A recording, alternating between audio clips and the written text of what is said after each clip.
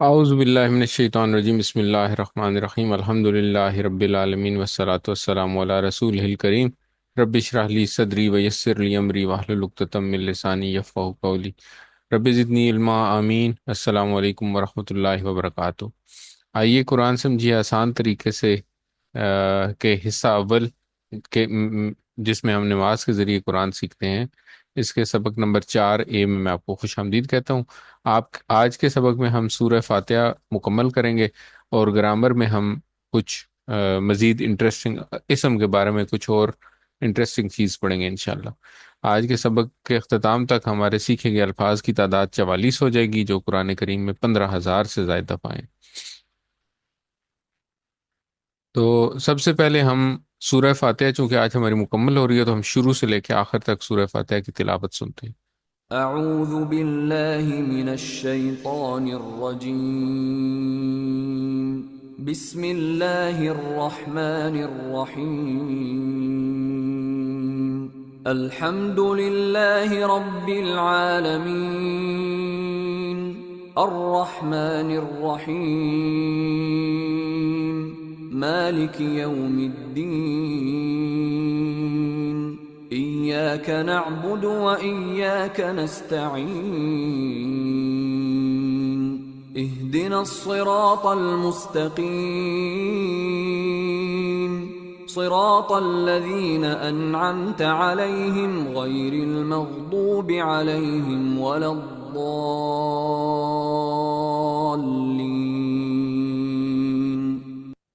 آمین۔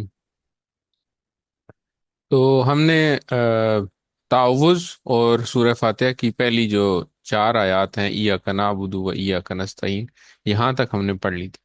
اس میں ہم نے کیا سیکھا تھا؟ ہم نے سیکھا تھا کہ شیطان مردود ہے، اور اس سے پناہ میں آنے کا جو آسان اس سے بچنے کا آسان فارمولہ یہ ہے کہ اللہ کی پناہ میں آئے۔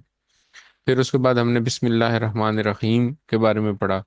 الحمد للہ رب العالمین الرحمن الرحیم مالک یوم الدین میں ہم نے پڑھا کہ اللہ تعالیٰ کی تعریف ہم کر رہے ہیں، اللہ تعالیٰ کے بارے میں، اللہ تعالیٰ کی شان ربوبیت، پھر رحیمیت، رحمانیت، رحیمیت، اور یوم الدین کا مالک ہونا، اس کو ڈسکرائب کرنے کے بعد ہم کمٹمنٹ کرتے ہیں کہ ہم اے اللہ، ہم تیری ہی عبادت کریں گے اور تجھی سے مدد چاہتے ہیں اور چاہیں گے۔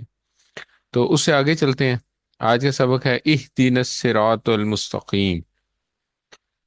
رما ترجمہ ہے اس کا، ہمیں ہدایت دے سیدھے راستے کی۔ اس کے بعد ہم لفظ بلفظ دیکھتے ہیں۔ اہدینا، تو یہ دو ٹکڑے ہیں۔ پہلا ٹکڑا جو ہے یہ ہے اہدی، اور دوسرا ٹکڑا ہے نا۔ نا جو ہے یہ ہم نے پچھلی دفعہ ضمائر کے جو ٹکڑے پڑے تھے، یعنی کہ ضمائر متصلہ پڑے تھے جو آپس میں جڑ کے آتے ہیں، مختلف اسماء اور افعال اور حروف کے ساتھ جڑ کے آتے ہیں، وہ ہم نے کیا پڑھے تھے؟ ہم نے پڑھے تھے ہو، ہم، کا، یی، کم، نا۔ تو یہ ہے اہدی نا۔ اہدی کا مطلب ہے تو ہدایت دے۔ تو یہ ہم افعال میں جب ڈیٹیل سے کچھ پڑھیں گے تو اس وقت ہم اس کو سمجھیں گے۔ ابھی فی الحال اس کو صرف اسی طرح یاد کریں، اہدی تو ہدایت دے، اور نا ہمیں۔ اچھا، اب ہدایت جو ہے نا، یہ اہدی کو ہدایت ہم کہہ رہے ہیں، تو کس طرح؟ تو آپ کو دیکھ کے بھی اس کی کچھ جو اس کے اندر جو الفاظ ہیں، حروف ہیں، وہاں سے بھی آپ نکال سکتے ہیں۔ خدا یا ہدایت، یہ ہم اردو میں بھی استعمال کرتے ہیں۔ اچھا، اب ہدایت کا مطلب کیا ہے؟ ہدایت کا مطلب ہے کہ ایک راستہ دکھانا اور اس راستے پہ چلانا۔ کیسے؟ مطلب ایک تو یہ ہے کہ میں کوئی بندہ میرے سے پوچھے کہ جی فلانا گھر یا فلانی دکان کدھر ہے، تو میں اس کو یہیں سے بتا دوں کہ یہ اس طرف ہے، تو یہ ہے راستہ دکھانا۔ اور راستہ چلانا ایسے ہے کہ میں اس کو کہوں کہ آؤ میرے ساتھ، میں تمہیں اپنے ساتھ لے کے جاتا ہوں اور میں تمہیں اس تک پہنچا دیتا ہوں، تو یہ ہے راستہ چلانا۔ تو ہدایت کا مطلب یہ ہے کہ اے اللہ تو ہمیں سیدھا راستہ دکھا بھی اور سیدھے راستے پہ چلا بھی، تو یہ دونوں چیزیں اس میں جمع ہو گئی۔ اب قرآن کریم میں اللہ تعالیٰ نے بار بار یہ فرمایا ہے کہ قرآن ہدایت ہے۔ ہدایت کیا ہے؟ قرآن۔ کس طرح؟ اللہ تعالیٰ نے کہا ہدل للناس، کہ یہ لوگوں کے لیے ہدایت ہے، ہدل للمتقین، یہ متقیوں کے لیے ہدایت ہے۔ تو اس سے ہمیں یہ پتہ چلتا ہے کہ جب ہم اللہ تعالیٰ سے ہدایت کی دعا مانگ رہے ہیں، ہدایت مانگ رہے ہیں، تو اللہ تعالیٰ جب ہم آمین کہتے ہیں، جیسے ہی سورہ فاتح ختم ہوتی ہے ہم آمین کہتے ہیں، تو ساتھ ہی اللہ تعالیٰ ہمیں ہدایت جو ہے وہ دے دیتے ہیں، ہدایت نصیب ہو جاتی ہے ہمیں، ساتھ ہی ہماری دعا قبول ہوتی ہے اور ہمیں ہدایت مل جاتی ہے۔ لیکن اس میں پھر ہم لوگوں کی کے اوپر ہے کہ ہم اس ہدایت کو کتنا سمجھ پاتے ہیں۔ تو جب جیسے ہی ہم یہ دعا مانگتے ہیں، ساتھ ہی ہم قرآن کریم میں سے کچھ آیات کی تلاوت کرتے ہیں یا امام صاحب کی تلاوت سنتے ہیں، اور ان آیات کے اندر ہم آگے جا کے بھی پڑھیں گے کہ ان آیات کے اندر اللہ تعالیٰ ہم سے مخاطب ہے ڈائریکٹلی، اور ہمیں ہمارے مسئلے یا ہماری زندگی کے گزارنے کا راستہ یا ہمیں جو درپیش مسائل ہیں ان کا حل بتا رہے ہیں۔ لیکن افسوس کی بات یہ ہے کہ ہم میں سے زیادہ تر لوگوں کو وہ ہدایت جو ہے وہ سمجھ نہیں آتی۔ جب وہ سمجھ نہیں آتی تو ظاہر ہے وہ اس کو اپنی زندگی میں کیسے لے کے آئے۔ تو یہ سب سے امپورٹنٹ کام ہے، ہماری جو زندگی کا جو سب سے اہم کام ہے اس وقت، وہ یہ ہے کہ ہمیں قرآن کو سمجھنا ہے، سیکھنا ہے، اور اس طرح سمجھنا ہے کہ جیسے عربی پڑھی جائے اور ڈائریکٹ ہمیں سمجھ آئے کہ یہ کیا کہا جا رہا ہے۔ تو اس میں سے پھر ہمیں اسباق نکالنے آنی چاہیے، پھر اس کو زندگی میں کیسے لے کے آئیں۔ تو انشاءاللہ ہم اس کورس میں یہی کر رہے ہیں۔ الصراط، صراط کا مطلب ہوتا ہے راستہ۔ یہ ہم صراط اردو میں بھی استعمال کرتے ہیں، جیسے پل صراط ہے، یا تو یہ ہم اردو میں بھی استعمال کرتے ہیں۔ اور المستقیم کا مطلب ہے کہ وہ خاص راستہ جو سیدھا ہے۔ مستقیم جو ہے نا وہ سیدھے کو کہتے ہیں۔ خط مستقیم ہم پڑھتے ہوتے تھے ریاضی میں، الجبرا میں، کہ خط مستقیم وہ لائن ہوتی ہے جو بالکل سیدھی ہو۔ اور ال کا مطلب ہے، ال جو ہم نے پڑھا تھا کہ ال کا مطلب ہے کہ وہ خاص راستہ جو سیدھا ہے، یعنی کہ وہ خاص راستہ جو سیدھا تیری طرف آتا، تو ہمیں اس راستے کی طرف ہدایت دے۔ اچھا، مستقیم جو ہے نا یہ ہم اردو میں بھی استعمال کرتے ہیں، یہ لفظ نا استقامت، ہم استقامت کا لفظ استعمال کرتے ہیں، تو وہاں سے بھی آپ یاد رکھ سکتے ہیں۔ تو جو وہ راستہ جو کہ اللہ تعالیٰ کی طرف، سیدھا اللہ تعالیٰ کی طرف آتا ہے، اس راستے کی طرف نہ صرف ہمیں وہ راستہ دکھا، بلکہ ہمیں اس راستے پہ چلنے کی توفیق عطا فرما۔ اچھا، اب سیدھا راستہ کیا ہے؟ سیدھا راستہ جو ہے نا وہ سب سے پہلا جو سٹیپ ہے نا وہ تو ہے مسلمان ہونا۔ اب ہم یہ سمجھتے ہیں کہ ہم چونکہ مسلمان ہیں تو ہم تو ہیں ہی سیدھے راستے پہ، تو ایسا نہیں ہے۔ مسلمان ہونا جو ہے یہ ہدایت کا پہلا قدم ہے، ٹھیک ہے؟ پہلا الحمدللہ ہم پیدائشی مسلمان ہیں، ہم مسلمان گھرانوں میں پیدا ہوئے، ہمیں یہ دین جو ہے وہ ایسے ہی مل گیا، مطلب کسی محنت کے بغیر، کسی اس کے بغیر مل گیا۔ اب ہم نے کیا کرنا ہے؟ اب ہم نے ہدایت پہ رہنا ہے، ہدایت پہ استقامت لینی ہے۔ وہ کیسے ہے؟ وہ کیسے، اس کا کیا مطلب ہے؟ اس کا مطلب یہ ہے کہ ہمیں ہر کام میں، چاہے ہم نماز پڑھے ہیں، چاہے نماز کے بعد، کام کے دوران، گھر میں، آفس میں، کلاس میں، دوستوں سے باتیں کرتے ہوئے، بازار میں، ہر وقت ہمیں ہدایت کی ضرورت ہے۔ اور یہ ہدایت کہاں سے ملے گی؟ یہ ہدایت ملے گی قرآن کو سمجھ کر پڑھنے سے، اور اللہ کے رسول صلی اللہ علیہ وسلم کی تعلیمات میں۔ اس لیے ہمیں کیا کرنا ہے؟ قرآن کو بھی سمجھنا ہے اور پھر احادیث کو بھی سمجھنا ہے۔ تو اس چونکہ ہر نماز میں قرآن پڑھا جاتا ہے، اور یہ ہدایت ہمیں دی جا رہی ہے، ہمیں اپرچونٹیز مل رہی ہیں کہ اس ہدایت کو پا لیں، تو دعا کے ساتھ ساتھ ہمیں کچھ محنت بھی کرنی ہے، قرآن کو سمجھنا ہے، تاکہ ہم نہ صرف اس کی دعا کرنی ہے، دعا بھی کرنی ہے کہ اے اللہ تو ہمیں ہدایت دے راستے، سیدھے راستے کی طرف، یہ خود ہی دعا ہے، اہدنا الصراط المستقیم۔ اور ساتھ ساتھ اس کے لیے کوشش بھی کرنی ہے، تو ہمیں یہ کوشش کرنی ہے کہ ہم قرآن کو سمجھیں، اور پھر سمجھ کر اس میں سے اسباق نکالیں، کیسے اس میں سے اسباق نکالے جاتے ہیں، اور پھر کس طرح اس کو اپنی زندگی پہ امپلیمنٹ کرنا، انشاءاللہ۔ اچھا، ہدایت کی ضد جو ہے نا اس کو کہتے ہیں ضلالت، ٹھیک ہے؟ تو یہ بھی آئے گا سورہ فاتحہ کا آخری جو لفظ ہے نا وہ ہے الضالین۔ ضلالت کا کیا مطلب ہے؟ یعنی انسان قرآن اور حدیث کے بارے میں شک کرنے لگے، یا غلط خواہشات اور غلط کاموں میں لگ جائے۔ اور اس طرح اپنی دنیا اور آخرت برباد کر لیں. یہ اب مختلف باتوں سے ہو سکتی ہے. یہ آپ ڈائریکٹ انکار بھی کر سکتے ہیں، قرآن اور حدیث کا ڈائریکٹ انکار کر دیں، نعوذ باللہ. یا یہ بھی ہو سکتا ہے کہ آپ قرآن کو سمجھیں، قرآن کا جو ٹیکسٹ ہے، جو اس کا مطلب ہے وہ سمجھیں، اور سمجھنے کے بعد اس کو جھٹلا دیں. ٹھیک ہے، تو یہ بھی ایک بہت غلط بات ہے. تو ان دونوں چیزوں کے بارے میں ہم اگلی جو آیت ہے اس پہ پڑھیں گے. عادت نمبر 10 یہاں پہ ہم لیتے ہیں. عادت نمبر 10 ہے کہ ہر کام میں اللہ تعالیٰ سے ہدایت طلب کرنا. ٹھیک ہے، اور ہدایت کیا ہے؟ سیدھا راستہ معلوم کرنا اور اس پر چلنے کی توفیق حاصل ہونا. تو اس چیز کے لیے ہر کام میں اللہ تعالیٰ سے دعا کرنا. تو اس تصور اور احساس کے ساتھ پڑھیں، اہدنا الصراط المستقیم، ہمیں ہدایت دے سیدھے راستے کی.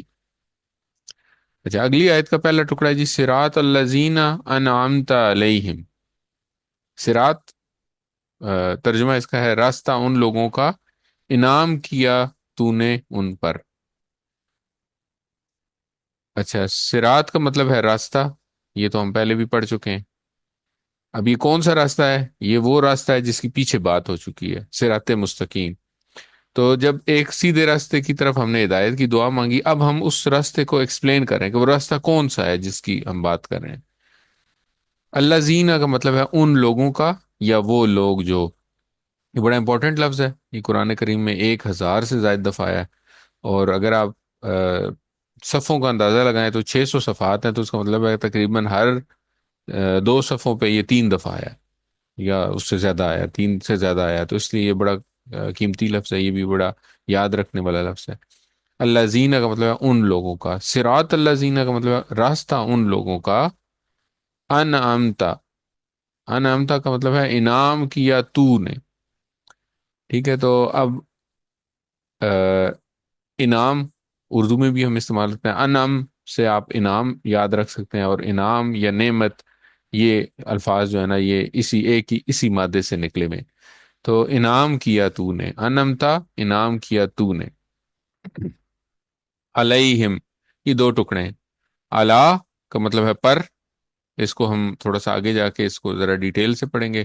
اور ہم کا مطلب ہے یہ وہی ہے ہم کبھی کبھی ہم بھی آتا ہے، تو یہ ہم اس کے بارے میں پڑھیں گے. علیہم کا مطلب ہے ان لوگوں پر. صراط الذین انعمت علیہم، راستہ ان لوگوں کا انعام کیا تو نے جن پر. اچھا، اب اللہ تعالیٰ نے کن لوگوں پر انعام کیا؟ قرآن کریم میں اللہ تعالیٰ نے فرمایا کہ انعام یافتہ لوگ جو ہے نا وہ 4 کیٹیگریز ہیں اس کی. اس میں سب سے اوپر جو کیٹیگری ہے وہ ہے انبیاء کی، اس کے بعد ہیں صدیقین، پھر ہیں شہداء، اور سب سے آخری کیٹیگری یہ سب سے چھوٹی کیٹیگری جو ہے وہ ہے صالحین. تو اب یہ جو لوگ ہیں نا، یہ 4 کیٹیگریز کے لوگ ہیں جن کے اوپر اللہ تعالیٰ نے اپنا انعام کیا. تو اب ان لوگوں کے راستے، یا ان لوگوں کے راستے پہ چلنے کی ہم اللہ تعالیٰ سے توفیق کی دعا مانگ رہے ہیں. تو اب مطلب یہ ایک تو ہم نے دعا مانگی اللہ سے، تو دوسرا اس راستے کو پہچاننا، اس راستے کو جاننا بھی ہے ہم نے کہ یہ کون سا راستہ ہے جس کے چلنے کی دعا ہم ہر رکعت میں مانگ رہے ہیں. تو ان کا راستہ ہم معلوم کرتے ہیں تاکہ جب ہم یہ دعا مانگیں تو ہمیں یہ کم از کم یہ فہم تو ہو کہ ہم کس چیز کی دعا مانگ رہے ہیں. تو جب ہم سمجھ کے دعا مانگیں گے تو پھر انشاءاللہ اس دعا کی جو تاثیر ہے وہ بڑھ جائے گی. تو ان میں سے ہم انبیاء کرام کو لیتے ہیں. انبیاء کرام جو ہیں ان کی زندگی کے واقعات جو ہیں وہ اللہ تعالیٰ نے قرآن کریم میں جگہ جگہ بیان فرمائے. تو ہم اپنے پیارے نبی محمد صلی اللہ علیہ وسلم کی مثال لیتے ہیں. آپ نے اپنی زندگی میں کیا کیا؟ آپ نے دل کے اعمال کو درست کیا. لوگوں کے دل کے اعمال یعنی کہ ایمان، اخلاص، اللہ سے محبت، اللہ کا ڈر، اللہ پر توکل، یہ ساری چیزیں لوگوں کے اندر، لوگوں کے دلوں میں ان کو راسخ کیا، ان کو سیدھا کیا، ان کو پکا کیا. پھر اس کے بعد اللہ تعالی یہ جب سارے یہ جو دل کے اعمال یا عقائد جن کو ہم کہتے ہیں، عقیدہ جب درست ہو گیا، اس کے بعد پھر اعمال درست کیے. اعمال کیا ہیں؟ جیسے نماز ہو گئی، روزہ ہو گیا، زکوٰۃ ہو گئی، حج ہو گیا. صدقات خیرات ہو گئے، اور لوگوں سے اچھا سلوک وغیرہ، یہ اپنے اعمال ٹھیک کیے تو عقیدہ ٹھیک کیا، پھر اعمال ٹھیک کیے، اور اس کے بعد کیا کیا؟ دعوت دیتے رہے، ساری زندگی اسلام کی دعوت دیتے رہے، ٹھیک ہے؟ اور تزکیہ، اسی کو کہتے ہیں تزکیہ کرنا، یعنی کہ لوگوں کے عقیدے اور اعمال کو غلط چیزوں سے پاک کیا، اچھی چیزوں کو رائج کیا، اور تبلیغ کا مطلب ہے کہ نیکی کا حکم دیا اور برائی سے روکا۔ تو یہ کام جو ہے نا، یہ کام جب ہم کریں گے کہ دل کے اعمال یعنی کہ عقائد کو ٹھیک کریں، ٹھیک ہے، پھر اپنے اعمال ٹھیک کریں، اچھی عادتیں ڈیولپ کریں، اور پھر لوگوں کو تبلیغ کریں، نیکی کا حکم دیں اور برائی سے روکیں، تو یہ ہے، یہ کام کرنے کے بعد ہم ہو جائیں گے ان لوگوں میں جن پر اللہ نے انعام کیا۔ تو یہ ہے وہ راستہ جو اللہ تعالیٰ کی طرف جاتا ہے۔ تو عادت نمبر 11 ہم یہاں سے لیتے ہیں کہ ہمیشہ اچھے ماڈل یا نمونے اپنے سامنے رکھیں اور ان کے طریقے پر چلنے کی کوشش کریں۔ اور کیسے ہوگا یہ؟ ان کے بارے میں پڑھیں، نبی کریم صلی اللہ علیہ وسلم کی سیرت پڑھیں، باقی انبیاء کرام کی سیرت پڑھیں، اور اس کے علاوہ جو صالحین ہیں، صدیقین ہیں، شہداء ہیں، ان کی سیرتیں مبارکہ، ان کی سیرتیں پڑھیں، اور انہوں نے جس طرح عمل کیے، جو جو کچھ انہوں نے اللہ تعالیٰ کی خوشنودی حاصل کرنے کے لیے جس طرح انہوں نے زندگی گزاری، ہم بھی کوشش کریں کہ ان جیسا عمل کرنے کا پلان بنائیں اور اس پلان پر عمل کرنے کی کوشش کریں۔ تو تصور اور احساس کے ساتھ پڑھیں، صراط الذین انعمت علیہم، ان لوگوں کا راستہ جن پر انعام کیا تو نے۔ اگلا ٹکڑا جی، غیر المغضوب علیہم، ترجمہ ہے اس کا، نہ غضب کیا گیا ان پر۔ غیر کا مطلب ہے علاوہ، ٹھیک ہے، ان کے علاوہ، یا ان لوگوں کی طرح نہ ہو، جیسے یہ ہم اردو میں بھی استعمال کرتے ہیں، جیسے ہم کہتے ہیں غیر مسلم، کہ مسلمانوں کے علاوہ جو لوگ ہیں وہ، یا ہم کہتے ہیں غیر عرب، عرب کے علاوہ جو لوگ ہیں وہ، پھر ہم کہتے ہیں تو اس طرح ہم یہ غیر جو ہے نا، یہ ہم استعمال کرتے ہیں۔ اچھا، غیر ملکی ہم کہتے ہیں، غیر ملکی کا مطلب ہے جو اس ملک کے رہنے کے علاوہ والے لوگ ہیں وہ۔ اچھا، اسی طرح مغضوب کا مطلب ہے، یہاں پر لکھا ہوا غضب کیا گیا، ٹھیک ہے؟ تو اس کو کیسے یاد رکھیں؟ اس کو ایسے یاد رکھیں جیسے مظلوم ہم ہوتے ہیں، مظلوم ہم عام طور پہ سنتے ہیں، مظلوم کا مطلب ہے جس پر ظلم کیا گیا، اور مغضوب کا مطلب ہے جس پر غضب کیا گیا۔ تو یہاں پہ مظلوم اور مغضوب میں جو فرق ہے نا، وہ غاد واد با اس کا ہے۔ یہاں پہ ظلم ہے تو جس پر ظلم کیا گیا وہ مظلوم، جس پر غضب کیا گیا وہ مغضوب۔ اور علیہم ہم پہلے بھی پڑھ چکے ہیں، اللہ کا مطلب ہے پر، اور ہم ان پر۔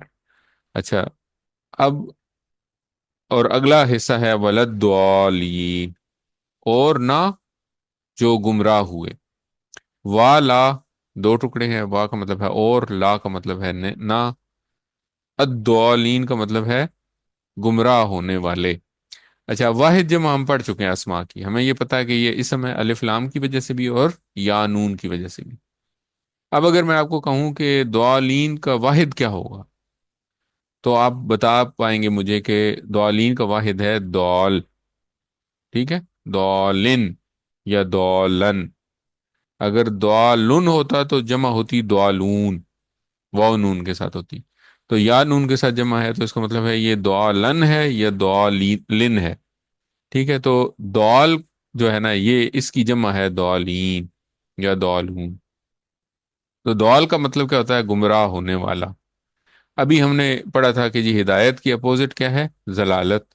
تو یہ ضال جو ہے نا، یہ وہاں سے ہی نکلا ہے، گمراہ ہونے والا، ٹھیک ہے؟ ضالن ہوتا تو یہ ضالون جمع بنتی اس کی، ضالن یا ضالن ہے تو اس کی جمع بنے گی ضالین۔ اچھا، اب اللہ تعالیٰ دو قسم کے لوگوں سے ناراض ہوا، ٹھیک ہے؟ ایک ایسے لوگ تھے جنہوں نے، یعنی کہ ایک وہ لوگ تھے، ہم اللہ تعالیٰ سے ہم نے دعا مانگی ہے کہ سیدھے راستے کی طرف ہدایت دے، اور ان لوگوں کا راستہ جن پہ تو نے انعام کیا، اور ان لوگوں کے بارے میں ہم نے پڑھا۔ اور اب ہم اللہ تعالیٰ سے دو کیٹیگریز کے لوگوں سے کے راستے سے بچنے کی دعا مانگ رہے ہیں۔ وہ کون سے لوگ ہیں، یہ بھی سمجھنا بہت ضروری ہے، ایسا نہ ہو کہ ہم جانے انجانے میں انہی لوگوں کی پیروی کر رہے ہوں۔ تو یہ دو لوگ وہ ہیں، ان میں سے پہلی کیٹیگری وہ ہے جن کے اوپر اللہ نے غضب کیا، اللہ نے غصہ کیا۔ یہ کون سے لوگ تھے؟ یہ وہ لوگ تھے جنہوں نے قرآن کو یا اللہ کی کتاب کو یا اللہ کی طرف سے جو جو بھی کتابیں آئیں ان کو سمجھا، وہ ان تک پہنچی، ٹھیک ہے، انہوں نے اس کو سمجھا، اس کو جان لیا، اس کو پہچان لیا، اور اس کے بعد اس پر عمل نہیں کیا۔ ٹھیک ہے، تو اب ہمیں اپنے آپ پہ غور کرنا، کیا ہم ایسے تو نہیں ہے کہ ہمیں پتا ہے کہ اللہ تعالیٰ نے اپنی کتاب میں یہ حکم دیا ہے، لیکن ہم جانتے بوجھتے، ہمیں پتا ہے کہ اللہ نے اس بات سے رکنے کا یا یہ کام کرنے کا حکم دیا، اور ہم جانتے بوجھتے وہ کام نہ کریں، یا ہم وہ کام کریں جس سے اللہ نے منع کیا۔ تو یہ وہ لوگ ہیں جن کے اوپر اور اللہ دعا کیا کرنی ہے؟ تو ایک تو یہ سمجھنا ہے کہ یہ کیا کیٹیگری ہے، کون سی کیٹیگری ہے جس کے اوپر اللہ تعالیٰ نے غضب کیا۔ تو پھر ہم نے یہ سمجھنا اور ہم نے اپنے اوپر غور کرنا ہے، اپنے لیے دعا کرنی ہے کہ اے اللہ ہم کو صحیح عمل کرنے کی توفیق عطا فرما، جب ہم جان لے کوئی چیز تو پھر ہمیں اس کے اوپر دل ہمارا جو ہے نا اس کے اوپر ٹھک جائے، پھر ہم وہی کام کریں جو تیری رضا ہے۔ ٹھیک ہے، اب یہ سوچیں کہ اللہ اگر کسی سے ناراض ہو جائے تو اس کا کتنا برا حال ہوگا، دنیا میں بھی اور آخرت میں بھی۔ تو اس طرح ہمیں یہ بھی سمجھنے کی ضرورت ہے، کیا ہم کسی ایسے لوگوں بندے کو فالو کرنے کی کوشش تو نہیں کر رہے جو جس کے اوپر اللہ نے غضب کیا ہوا؟ یعنی کہ اللہ کی جو طرف سے جو علم آیا ہے، جو اللہ تعالیٰ کی طرف سے ہدایت آئی ہے، وہ ہدایت اس نے سمجھی ہے، سمجھنے کے بعد، جان لینے کے بعد یہ کیا، یہ اللہ تعالیٰ کی طرف سے ہدایت آئی ہے، اور پھر اس نے اس کو ٹھکرا دی۔ تو عام طور پہ یہ جو یہود ہیں، ان کا جو رویہ ہے قرآن کریم میں، وہ اس طرح سے بیان کیا گیا۔ لیکن یہ صرف ان کی بات نہیں ہو رہی، یہ ہر اس شخص کی بات ہو رہی ہے جو اللہ تعالیٰ کا پیغام سمجھ لے، اور جس کو یہ پتہ چل گیا کہ اللہ تعالیٰ نے سود سے منع کیا، اور پھر بھی وہ زندگی میں اپنی دنیا میں سود کھا رہا ہے، اور کہہ رہا ہے کہ جی میں کیا کروں، اس کے بغیر تو گزارا نہیں ہے۔ یا جس کو پتا ہے کہ اللہ تعالیٰ نے زکوٰۃ کا حکم دیا ہے، یا وراثت کا حکم دیا ہے، یا تو جو کچھ نماز کا حکم دیا اللہ تعالیٰ نے، روزہ رکھنے کا حکم دیا، حج کرنے کا حکم دیا، اور وہ یہ ساری چیزوں کی استطاعت رکھنے کے باوجود وہ کام نہیں کرتا، تو یہ بھی وہی ہے، یہ بھی اسی کیٹیگری میں آیا۔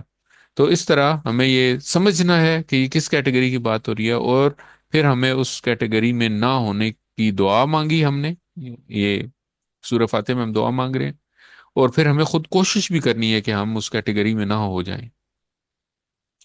اور دعا لین کا کیا مطلب ہے؟ دعا لین کا مطلب ہے جو جانتے ہی نہیں، جن تک علم پہنچا ہی نہیں، نہ انہوں نے کوشش کی کہ بھئی ہم دنیا میں آئے ہیں، ہم کس لیے آئے ہیں، یہ انہوں نے نہ جاننے کی کوشش کی، بس وہ اپنی مگن میں رہے، اپنی جو زندگی تھی، اپنی جو مصروفیت تھی ان کی، اسی کی مگن میں رہے، انہوں نے کچھ جاننے کی کوشش ہی نہیں کی کہ بھئی ہم دنیا میں آئے کیوں، ہمارا کوئی رول ہے، ہماری زندگی کا کوئی مقصد ہے، ایسا کچھ انہوں نے نہ انہوں نے صحیح علم حاصل کرنے کی نہ کوئی فکر کی کبھی، اور نہ انہوں نے اس کے لیے وقت نکالا۔ تو یہ ہیں دعالین۔ تو یہ دو کیٹیگریز کے لوگ ہیں، ایک وہ جنہوں نے علم حاصل کرنے کی کوشش ہی نہیں کی سرے سے، اور ایک وہ کہ جن تک علم پہنچ گیا، جنہوں نے جان لیا، پہچان لیا اللہ کے علم کو، اس کو سمجھ لیا، اور اس کے بعد اس پہ عمل نہیں کیا۔ تو اب ہم وہ بھی نہ ہوں کہ قرآن ہمارے سامنے پڑھا جا رہا ہے لیکن ہمیں کوئی پرواہ ہی نہیں ہے، ہم پرواہ ہی نہیں کر رہے کہ جی یہ قرآن میں اللہ تعالیٰ کوئی میسج دینے چاہ رہے ہیں۔ تو اگر ہم ایسے کریں گے تو ہم دعالینز میں ہو جائیں گے، اللہ تعالیٰ ہمیں بچائے۔ اور اگر ہم سمجھ لیں اور اس کے اوپر عمل نہ کریں تو ہم مغضوب علیہم میں سے ہو جائیں گے۔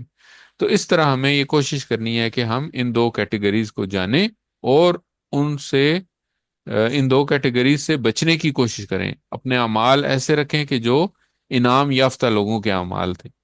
تو اللہ تعالیٰ سے دعا کریں کہ وہ ہمیں قرآن کو سیکھنا آسان کر دے۔ اس کے لیے ہمیں کیا کرنا ہے؟ پلان بنائیں اور وقت نکالیں۔ یہاں سے ہم عادت نمبر 12 لیں گے، وہ یہ کہ برے ماڈل یا نمونوں سے دور بھاگنا، اور دعا کرنا کہ اللہ ان کی پیروی سے ہمیں بچائے، آمین۔ اس تصور اور احساس کے ساتھ پڑھیں، غیر المغضوب علیہم ولدالین، آمین۔ اچھا، یہاں پہ ہماری تعوذ اور سورہ فاتحہ سے جو کامیاب انسان کی 12 عادات تھیں وہ کمپلیٹ ہو گئیں۔ ایک دفعہ ان کو ریوائز کر لیتے ہیں۔ سب سے پہلی عادت ہم نے سیکھی اعوذ باللہ من الشیطان الرجیم سے، سیفٹی فرسٹ۔ دوسری، بسم اللہ سے ہر کام سے پہلے بسم اللہ کہیے۔ الرحمن الرحیم سے اللہ کے بارے میں ہمیشہ اچھا گمان رکھنا۔ الحمد رب العالمین میں الحمد کا جو پہلا مطلب تھا اس سے کہ کائنات عالمین کا علم حاصل کریں تاکہ ہم اللہ کی بہترین تعریف کر سکیں، اور الحمدللہ کا جو شکر کا مطلب تھا وہاں سے ہم نے پانچویں عادت لی کہ اللہ کے احسانات کو بار یاد کرتے کرتے بار بار شکر ادا کریں۔ الرحمن الرحیم سے ہم نے حدیث ایک پڑھی اور وہاں سے ہم نے ایک مطلب لیا، عادت لی، دوسروں پر رحم کریں تاکہ آپ پر رحم کیا جائے۔ مالک یوم الدین کے بارے میں ہم نے عادت سیکھی کہ اس دن کی تیاری میں وقت ضائع نہ کریں، کوشش ہو کہ ہر کام آخرت کو سامنے رکھ کر کیا جائے۔ ایاک نعبد کا مطلب ہے کہ سے جو ہم نے عادت نکالی تھی وہ ہے کہ ہر کام میں عبادت کی نیت ہو۔ ایاک نستعین سے عادت نکالی تھی کہ ہر کام میں اللہ کی مدد مانگنے کی عادت۔ اہدنا الصراط المستقیم، ہر کام میں اللہ سے ہدایت طلب کرنا۔ صراط الذین انعمت علیہم سے ہمیشہ اچھے ماڈل یا مثال نمونے مثالوں کے طریقے پہ چلنا، اور غیر المغضوب علیہم ولدالین میں برے ماڈل یا نمونوں سے دور بھاگنا اور دعا کرنا کہ اللہ ان کی پیروی سے بچائے۔ تو یہ تھیں 12 عادات کامیاب انسان کی جو ہم نے تعوذ اور سورہ فاتحہ سے سیکھی، اور انشاءاللہ ان کو ہم اپنی زندگی میں لانے کی بھرپور کوشش کریں گے۔ ہر دفعہ جب ہم سورہ فاتحہ پڑھیں نماز میں تو ہمیں احساس ہو کہ ہم یہ جو عادات ہیں ان کی بات کر رہے ہیں، اور ان کو ذہن میں ہمارے یہ عادات آتی رہیں، اور اپنی زندگی میں ہم انشاءاللہ ان عادات کو لے کے آئیں۔ تو اس طرح سورہ فاتحہ ختم ہوئی۔ ہم ایک دفعہ اس کا ترجمہ دوبارہ اس کا اب سارا یہ جو ہم نے ایک مطلب اس کا سیکھا اس کے ساتھ ہم اس کی تلاوت ایک دفعہ دوبارہ سنتے ہیں۔ اعوذ باللہ من الشیطان الرجیم، بسم اللہ الرحمن الرحیم، الحمد للہ رب العالمین، الرحمن الرحیم، مالک یوم الدین، إياك نعبد وإياك نستعين، اهدنا الصراط المستقيم، صراط الذين أنعمت عليهم غير المغضوب عليهم ولا الضالين۔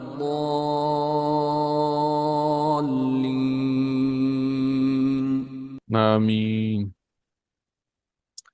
اچھا، اب ہم ایک حدیث پڑھتے ہیں سورہ فاتحہ پڑھتے وقت۔ یہ اگر حدیث ہمارے ذہن میں رہے تو سورہ فاتحہ کا جو ترجمہ ہے وہ جانتے ہوئے ہمیں اس کے جو افیکٹونیس ہے، جو اس کی تاثیر ہے وہ بہت زیادہ بڑھ جائے۔ یہ حدیث ایسے ہے کہ نبی کریم صلی اللہ علیہ وسلم نے فرمایا کہ اللہ فرماتا ہے کہ میں نے اپنی نماز اپنے اور اپنے بندے کے درمیان تقسیم کر لی، آدھی میری ہے اور آدھی میرے بندے کی، اور میں اپنے بندے کو وہ دیتا ہوں جو وہ مجھ سے مانگے۔ کس طرح؟ جب بندہ کہتا ہے الحمد رب العالمین تو اللہ فرماتا ہے حمد نہیں عبدی، میرے بندے نے میری حمد کی۔ جب بندہ کہتا ہے الرحمن الرحیم تو اللہ فرماتا ہے اسنا علی عبدی، میرے بندے نے میری ثنا کی۔ جب بندہ کہتا ہے مالک یوم الدین تو اللہ فرماتا ہے مجدنی عبدی، میرے بندے نے میری بزرگی بیان کی۔ تو حمد کی، ثنا کی اور بزرگی بیان کی۔ پھر جب بندہ کہتا ہے ایاک نعبد و ایاک نستعین تو اللہ تعالیٰ فرماتا ہے یہ میرے اور میرے بندے کے درمیان ہے۔ اس کا پہلا حصہ ایاک نعبد بندے نے پورا کرنا ہے، اگلا حصہ میں پورا کروں گا، و ایاک نستعین بندہ میری ہی عبادت کرے، ہر چیز میں میرے حکم کو فالو کرے، میری مرضی کے مطابق چلے، میں اس کی استعانت کروں گا، میں اس کو مدد پہنچاؤں گا۔ پھر بندہ کہتا ہے اہدنا الصراط المستقیم صراط الذین انعمت علیہم غیر المغضوب علیہم ولا الضالین. تو اللہ فرماتا ہے کہ اگر اس نے میری عبادت پوری کی، میری مرضی کے مطابق چلنے کی کا یہ جو عہد یا وعدہ وہ میرے سے کر رہا ہے، اگر وہ میرے سے کرے گا تو یہ سب کچھ میں اسے دے دوں. اس کی مدد کروں گا، اس کو سیدھے راستے کی ہدایت دوں گا، اس کو سیدھے راستے پہ چلاؤں گا، اپنے انعام یافتہ لوگوں کے راستے پہ لے کے جاؤں گا، اور مغضوب اور ضالین کے لوگوں سے کے راستے سے اس کو بچاؤں گا انشاءاللہ.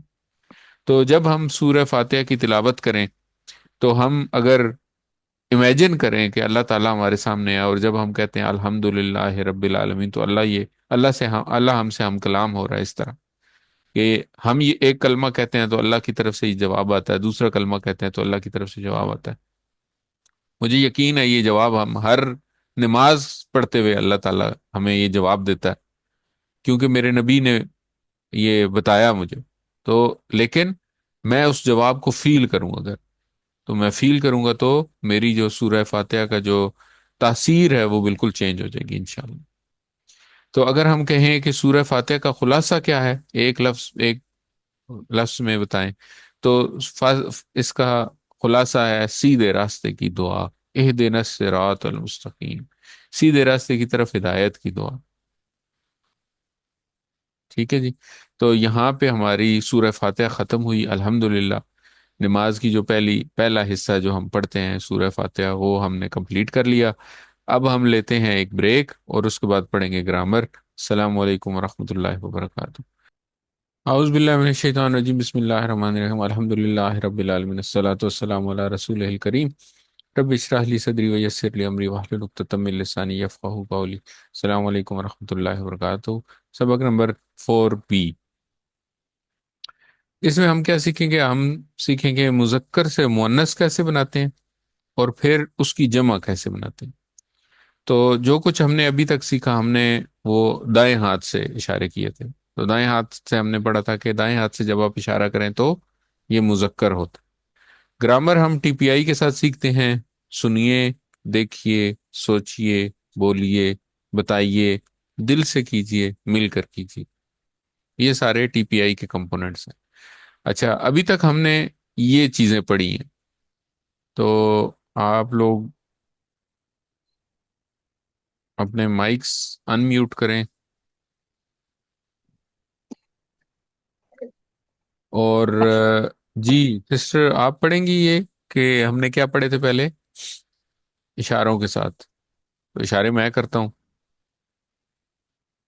ہوا جی. ترجمہ ہوتا ہے ہم انتا انا انتم نحنو. انتم ہوا ہم انت انا انتم نحنو. ٹھیک ہے. اس کے بعد ہم نے کیا پڑھا؟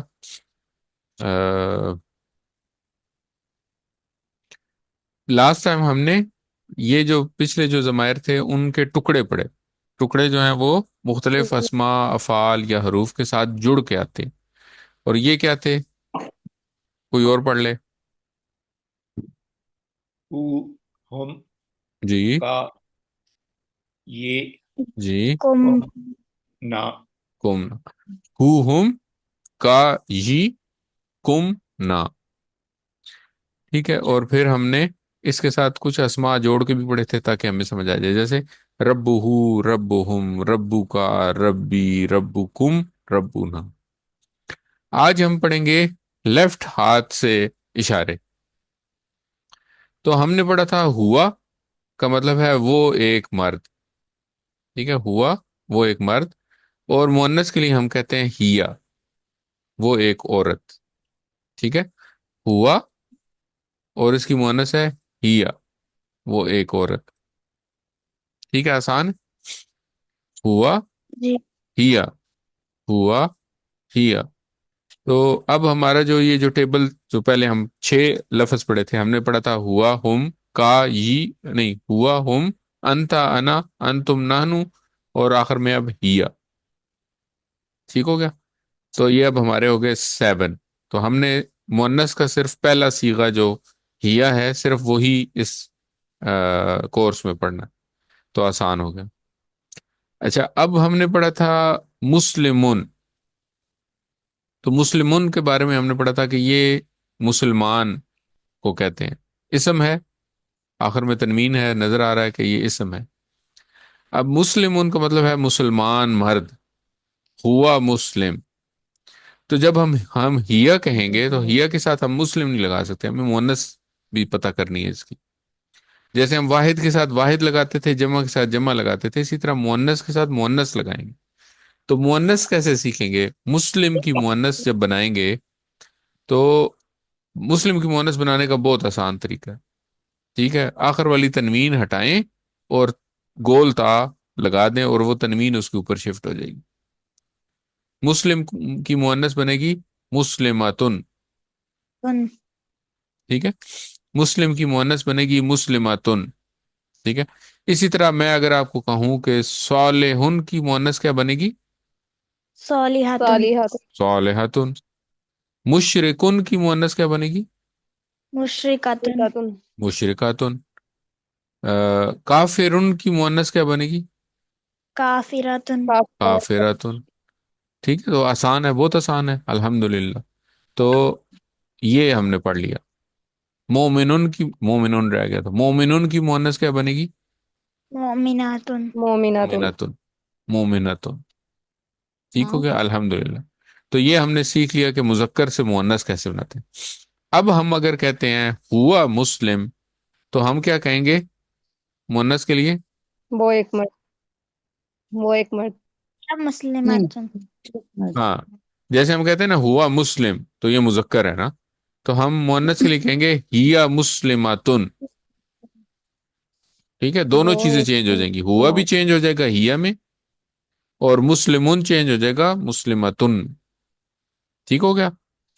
تو میں یہ بات کر رہا ہوں، بیسیکلی اس ٹیبل کی بات کر رہا ہوں. ہوا مسلمون کی بجائے جب ہم مؤنث کریں گے اس کو تو یہ بنے گا ہیا مسلمتن. ٹھیک ہے. ہوا مؤمنن کی مؤنث کیا بنے گی؟ ہی مؤمناتن. ٹھیک. ہیا مؤمنتن. ہوا صالحن کی مؤنث کیا بنے گی؟ ہی صالحاتن. ہیا صالحتن. ہوا صابرن کی مؤنث کیا بنے گی؟ ہیا صابراتن. ہیا صابرتن. ہوا شاکرن کی مؤنث کیا بنے گی؟ ہی شاکراتن. ہیا شاکرتن. ٹھیک ہو گیا الحمدللہ، آسان ہے. چلیں، اب جو ٹکڑے تھے اس میں ہم نے پڑھا تھا ہو کا مطلب تھا اس مرد کا. ٹھیک ہے، اس کا پہلے پڑھا تھا ہم نے، لیکن دائیں ہاتھ سے اشارہ کر رہے ہیں تو اس کا مطلب ہے کہ مذکر کی بات ہو رہی ہے. ہو کا مطلب ہے اس مرد کا. تو جب ہم نے کہنا ہوگا اس عورت کا تو ہم کہیں گے ہا. ہاں. ٹھیک ہے، ہا کا مطلب ہے اس عورت کا. تو مثال کے طور پہ ہم، اس کی بڑی آسان سی مثال ہے، ہم کہتے ہیں حضرت ابو بکر کا جب نام لیتے ہیں تو ہم کہتے ہیں رضی اللہ عنہ. ٹھیک ہے، اللہ راضی ہو ان سے، یعنی کہ اس مرد سے. کون سے مرد سے؟ حضرت ابو بکر سے.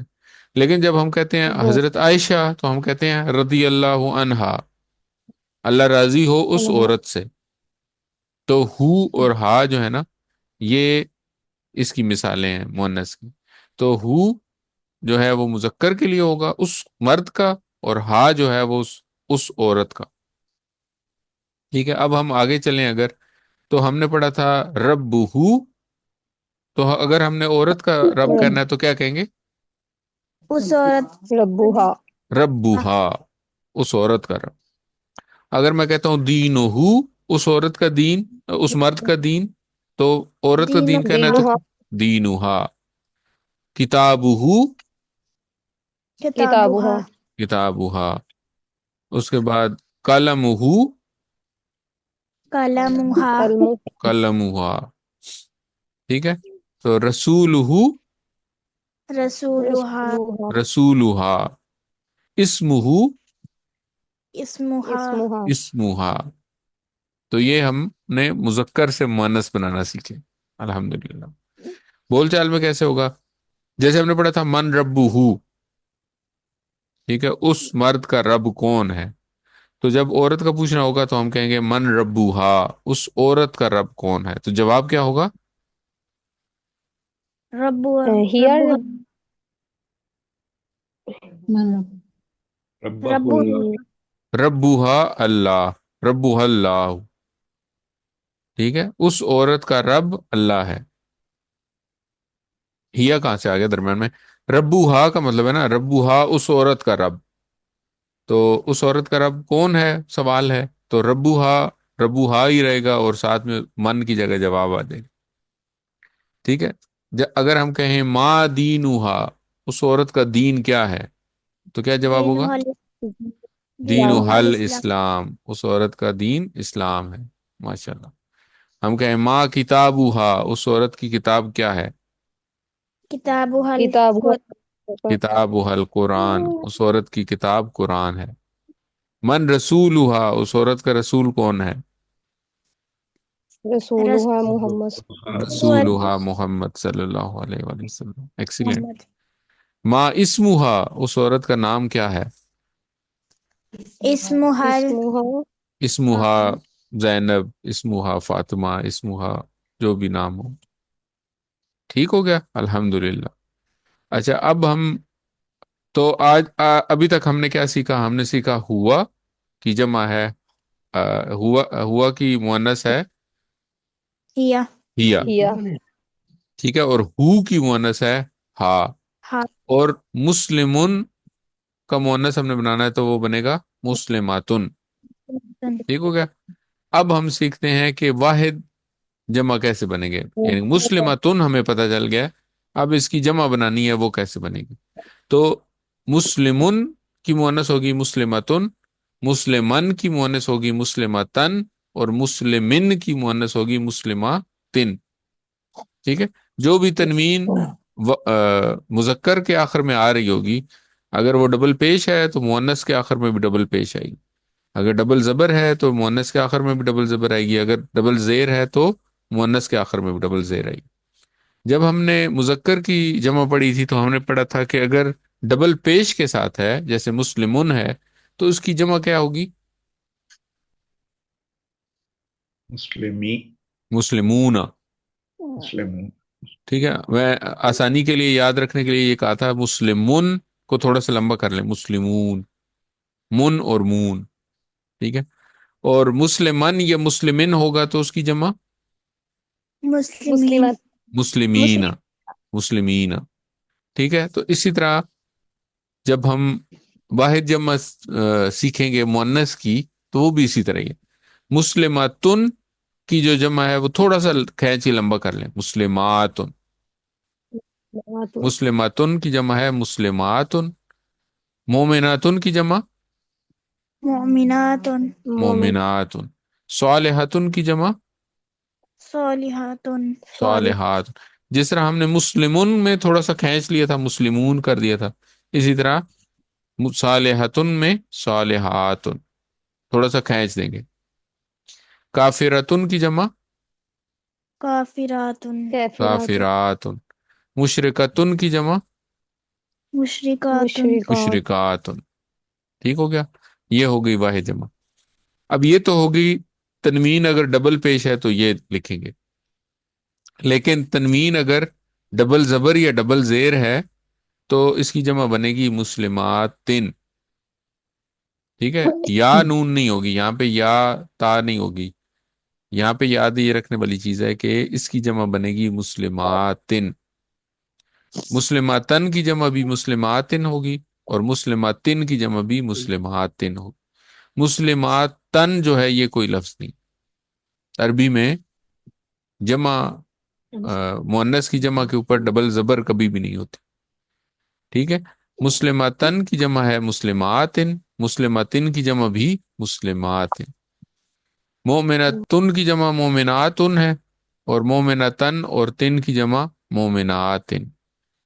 सालेहतुन की जमा सालेहातुन पढ़ी थी हमने, सालेहतन या सालेहतिन हो तो इसकी जमा सालेहातिन। ये तेज जबर तन और तेज जेर तिन में क्या फर्क क्या है? तेज जबर तन है ही नहीं ना जी, वो तो अरबी में लफ्ज ही नहीं, नहीं है कोई। आखिर में जो लगाया जा लगा रहे हैं हम मोनस करने के लिए, तो जैसे ये वाला, ये मुस्लिमतन जो है। आप, जी जी। वो तो मैंने आपको बताया ना कि हमने जो पढ़ा था ना कि इसम के आखिर में तनवीन होती है ना, جی تنوین جو ہے وہ ڈبل پیش بھی ہو سکتی ہے، ڈبل زبر بھی ہو سکتی ہے، ڈبل زیر بھی ہو سکتی ہے۔ ان میں کیا ڈفرینس ہے، یہ ہم تھوڑا سا آگے جا کے پڑھیں گے، ابھی تھوڑا سا ہولڈ کریں اس بات ٹھیک۔ تو۔ لیکن بس صرف یہ پتا ہو کہ بھئی مسلم کے آخر میں ڈبل پیش بھی ہو سکتی ہے، ڈبل زبر بھی ہو سکتی ہے، ڈبل زیر بھی ہو سکتی ہے، ٹھیک ہے، مسلمون بھی ہو سکتا ہے، مسلمان بھی ہو سکتا ہے، مسلمین بھی ہو سکتا ہے، ٹھیک ہوگا۔ اسی طرح مؤنث کے آخر میں بھی یہ تینوں چیزیں ہو سکتی ہیں، مسلماتن بھی ہو سکتا ہے، مسلماتن بھی ہو سکتا ہے، اور مسلماتن بھی ہو سکتا ہے۔ لیکن جب ہم اس کی جمع بنائیں گے تو جس طرح وہاں پہ واو نون اور یا نون تھا نا، تو ڈبل پیش تھا تو واو نون تھا، اور یا نون تھا ڈبل زبر اور ڈبل زیر کے لیے یا نون تھا، وہ دونوں ایک جیسے تھے۔ اسی طرح یہاں پہ بالکل ایسی ہے، مسلماتن کی جمع مسلماتن ہے، لیکن مسلماتن یا تن کی جمع مسلماتن ہے، ٹھیک ہو گیا۔ کسی کی کوئی کوئری، کوئی سوال، کوئی بات سمجھ نہ آئی ہو، کنفیوز تو نہیں ہو رہے؟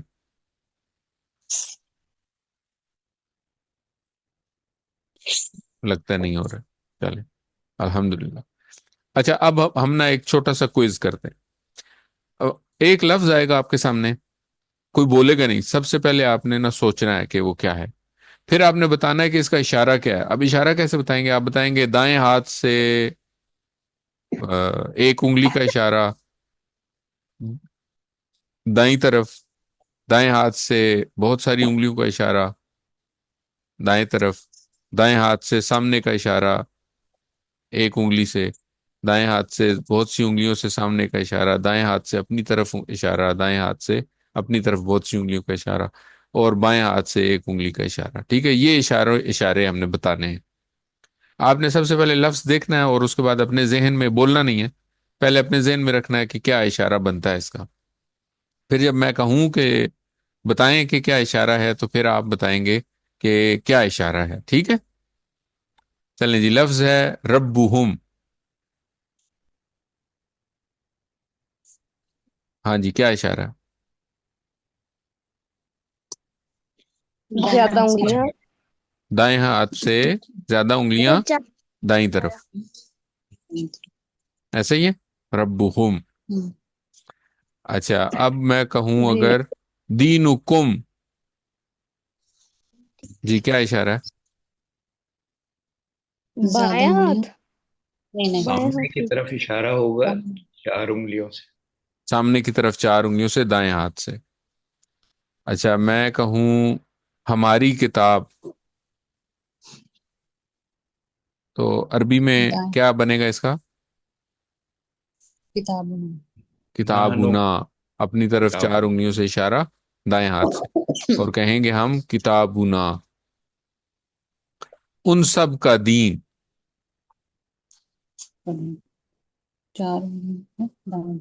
دینکم، ان سب کا دینہم، ان سب کا دین، دائیں ہاتھ سے اشارہ 4 انگلیوں کا دائیں طرف۔ الحمدللہ۔ تو اس سے یہ پتہ چلتا ہے کہ بھئی یہ ہیں تو آسان، لیکن ان کی پریکٹس کرنے کی ضرورت ہے۔ جب تک پریکٹس نہیں کریں گے اس وقت تک یہ فر یاد نہیں ہوں گے، اور یہ اس طرح مکس بھی ہوں گے، سوچنا بھی پڑے گا، تھوڑی سی پریکٹس کی ضرورت ہے انشاءاللہ۔ تو یہ بالکل آپ کی زبان اور اشارے جو ہے نا وہ ہم آہنگ ہو جائیں گے۔ الحمدللہ، سبق ہمارا ختم ہو گیا۔ نقطہ تعلیم، پچھلے سبق میں ہم نے یہ سیکھا تھا کہ مختلف قسم کی جو ان پٹس ہیں، سینسز ہیں، ان کو یوز کر کے ہم مختلف نیورونز کے ذریعے ایک ہی چیز کو یاد کرتے ہیں۔